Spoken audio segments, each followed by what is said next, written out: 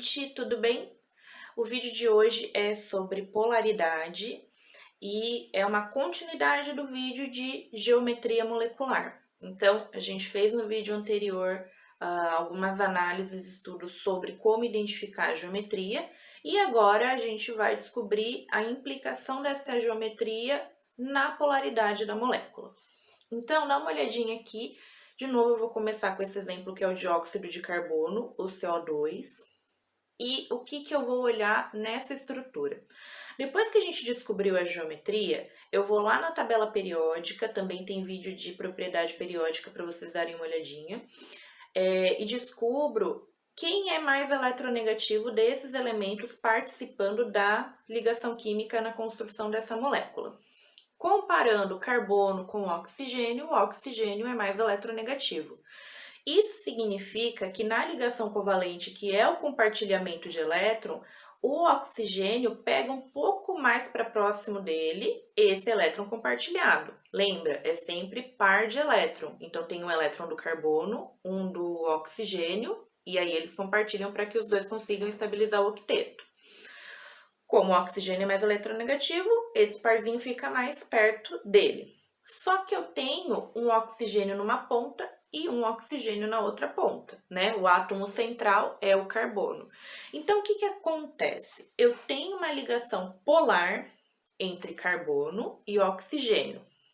Só que do outro lado eu tenho a mesma ligação polar entre carbono e oxigênio. E aí a gente vai representar isso com uma setinha que é o vetor, tá?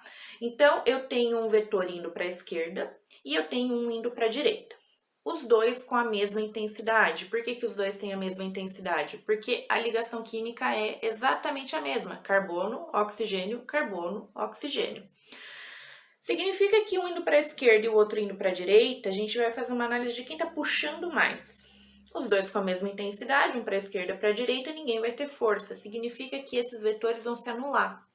E isso vai me dar, então, uma soma vetorial igual a zero, né? Eu não preciso saber o valor exato do vetor.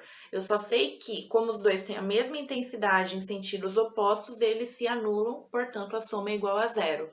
Sempre que a soma vetorial das moléculas for igual a zero, eu tenho a molécula apolar.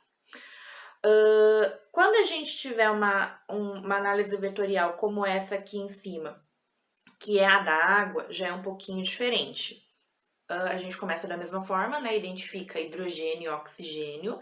Quem é mais eletronegativo? E é o oxigênio novamente. Então, eu vou puxar o vetor no sentido do oxigênio. Percebam que eles não vão se anular, os dois estão indo para baixo. Então, como eles têm o mesmo sentido, eu somo esses vetores, um está ajudando o outro a puxar. Como eles estão se ajudando, significa que eu tenho um polo negativo. Esse polo negativo faz com que a molécula seja polar. Então, já é diferente do outro que a gente acabou de analisar, que é o do dióxido de carbono, né? Então, a água é polar, o dióxido de carbono é apolar. E qual a implicação disso? Tem uma lei que diz que o que é polar dissolve o polar e o apolar dissolve o apolar. Então, quando a gente for tentar misturar substâncias, se elas tiverem a mesma polaridade, existe uma tendência de que elas se misturem. Se não tiver, não vai misturar. Aquele exemplo clássico, água e óleo. A água é polar, o óleo é apolar. Então, não consigo misturar um com o outro, tá? Essa é uma das implicações que a gente tem nesse estudo de polaridade. Bom, gente, então esse foi o vídeo para falar um pouquinho da polaridade da ligação e das moléculas. No próximo, a gente vai falar de interações intermoleculares. Um beijo. Tchau, tchau, gente.